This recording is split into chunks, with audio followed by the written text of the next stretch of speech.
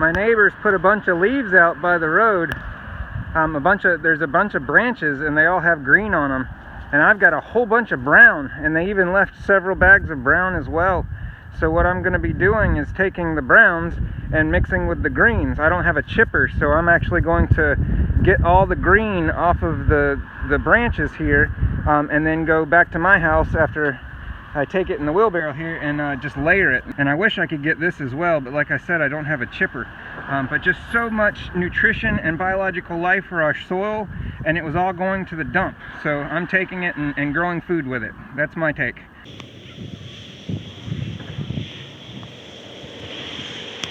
And that's my house right there on the corner.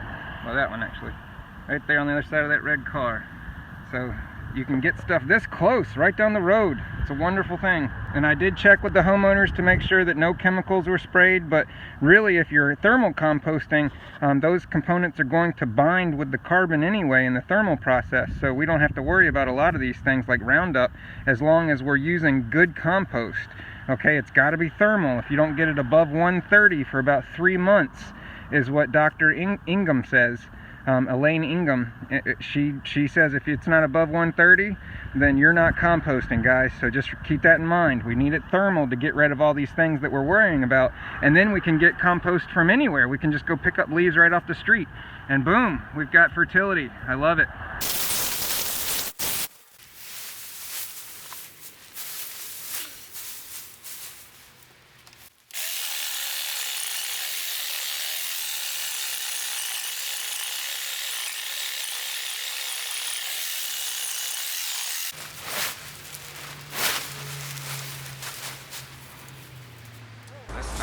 Nice and hot. Hey everybody, Tom here, Permaculture Wilmington. My neighbors put out a whole bunch of these bags on the side of the road for the trash to come pick up tomorrow and take to the dump for disposal. And I was just looking at that as like, wow, this is great fertility for our yard and so much biomass. But what we've got here is a whole lot of browns. This has got some grass mixed in with it. But just really fine particle stuff as well. All nitrogen, all carbons, you know, just all organics. So turning it into compost, that's what I'm doing. So I've already got this big compost pile going. I just started it a couple days ago. I mixed in some coffee grounds that we got from local coffee shops. And I also inoculated it with worm tea. So there's a lot of biological activity going on right now. And it's very warm. I'm very excited about how warm it is after just a day or two, but if it's this warm this quick, I'm going to go ahead and turn it to add some oxygen. Hopefully it's not too hot, and I am going to test that with a thermometer here in just a couple minutes. But I wanted to use all this so it doesn't go to waste and just go to the landfill. So we're making a mega pile. This is so exciting. It's going to be massive. There's also several bags back here behind the compost area as well, behind my squash tent. So I'm thinking this pile is probably going to be about this big by the time I'm done. Very exciting, because we've got a lot of beds we can cover. So right now, this is our current pile. And I do need to turn this as well. But this has been going for, I'd say, about 30 days. And it's breaking down real nice. It's looking good.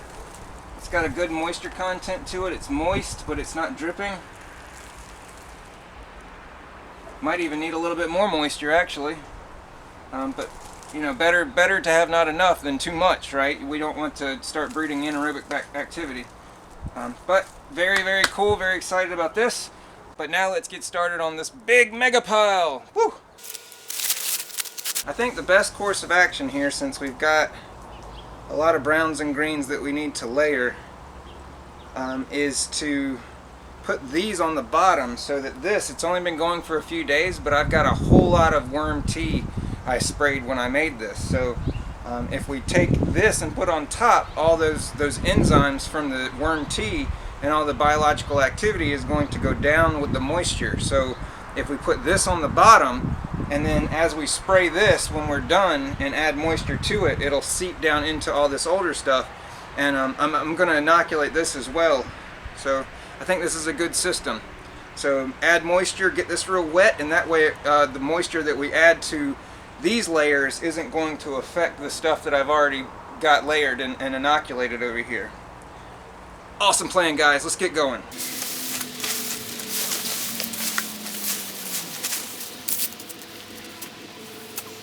So to start out with, we're going to do a little, some browns. Yeah, here we go, some pine stuff. Some nice browns for the bottom.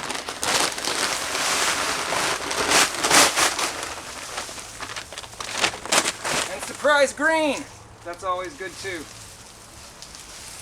Wish I had a wood chipper, guys, I really do. It's definitely not going to break down in 18 days, that's for sure. So we're going to toss that right over there.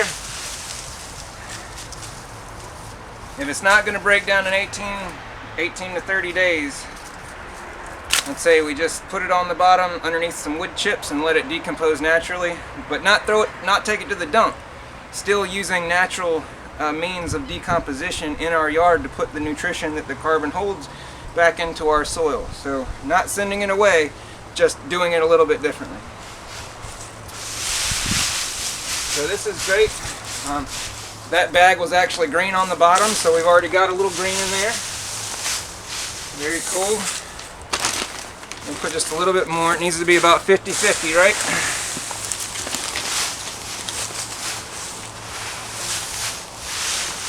It's going to be a big pile. There we go. That should be good.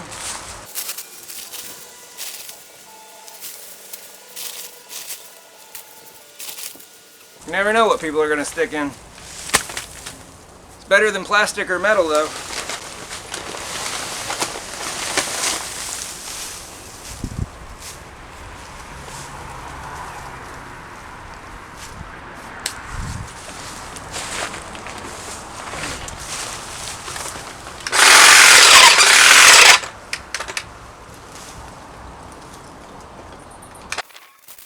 I wish I had a wood chipper.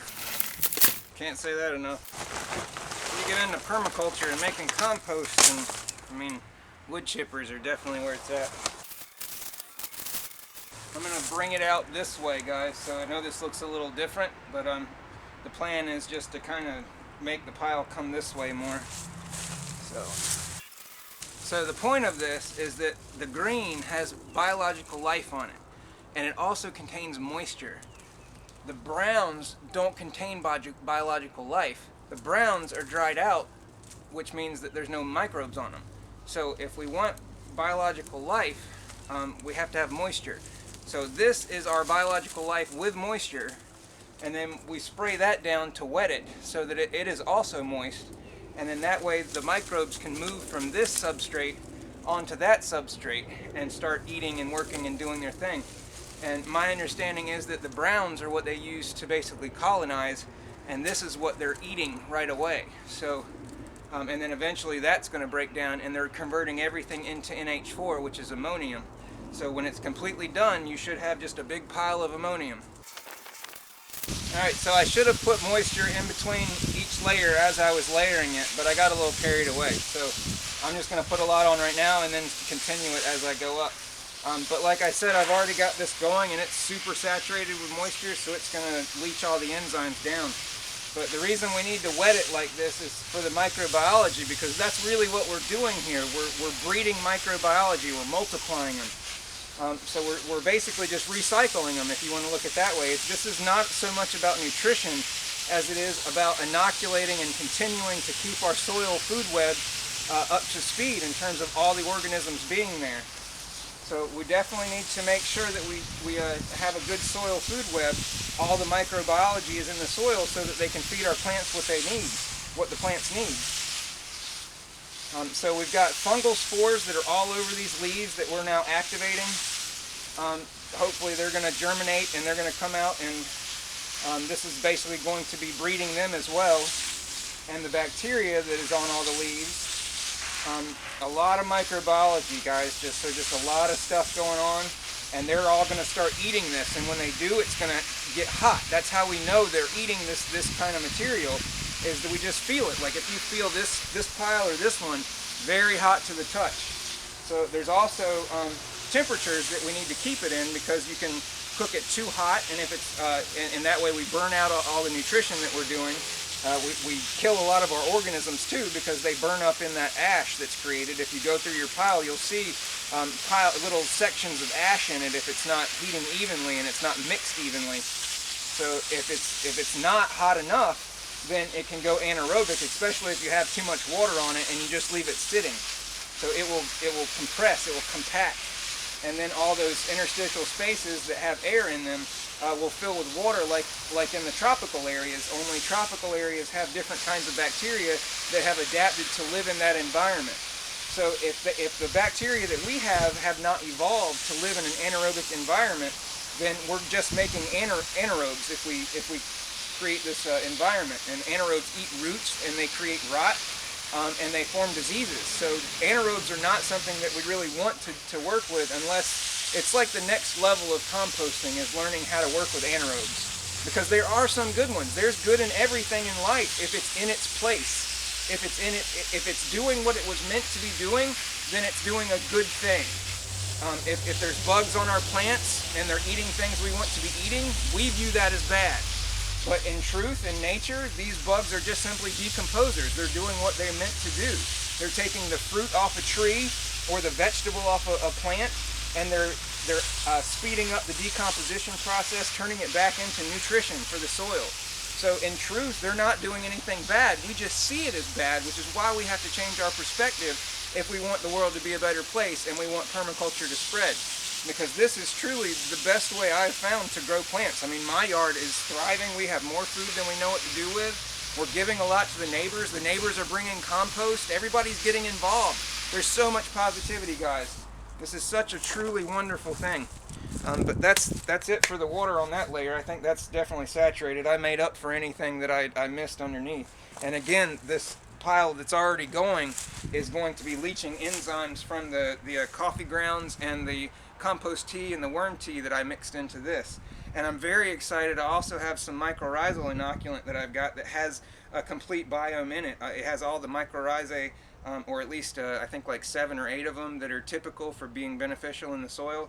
So I'm really excited to get that mixed in, and I think I'm going to do it in a tea, but I want to actually brew the tea, so I'm going to be aerating it and keeping it for 24 hours or so after I get it started. So in the next day or two, when I turn this and turn all these piles, I'm going to be inoculating it with the new mycorrhizal inoculant powder that I've got to mix in and to activate those mycelium. I think it's basically just a little jar of spores is what that is.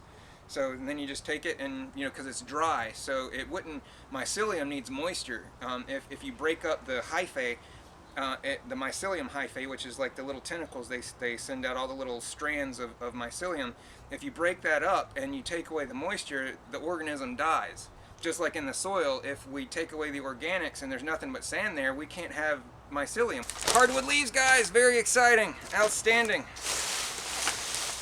Yes, this is good. I think these are from Bradford pear trees, you know, but it doesn't matter. I mean, if it's a hardwood leaf, it's good to go. Oh wait, we need green.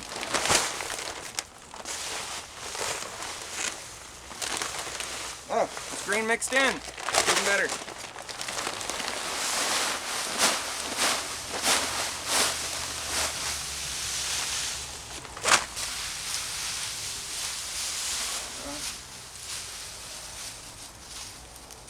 Good.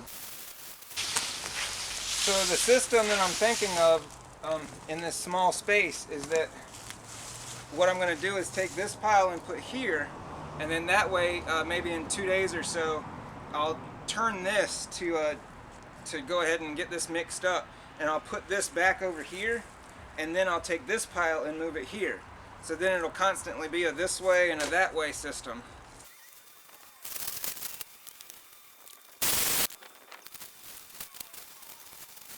I watched one of Matt Power's videos, and he put so much water on it, he said it's not really done until it starts coming out around the pile. And he just said just keep putting water on. So these are the most brilliant minds I've experienced, guys, so I'm listening to the smartest people I know, basically, is what I'm trying to tell you. So if we let this sit too long with these pockets of heavy nitrogen like this, it's going to start to cook and turn to ash. It's going to get hotter than 160 degrees. So according to Jeff Lawton, the compost is most beneficial between 140 and 160. So if you get higher than 160, then you're actually cooking out nutrition, and you see a lot of like ash mixed in. Elaine Ingham said that if it's not over 130 and it just sits at 130 or below for 3 months straight, then it means that your pile is anaerobic. So, and that's not good, because anaerobes are the disease-causing bacteria and microbes.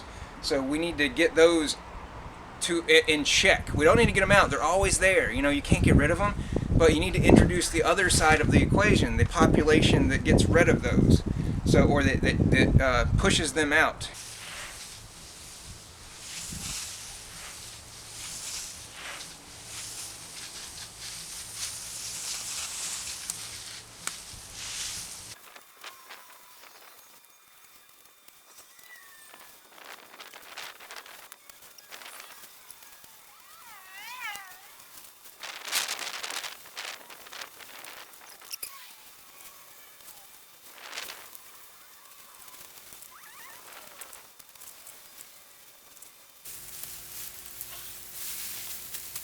Alright guys, that's it. Tom with Permaculture Wilmington. Have a great day.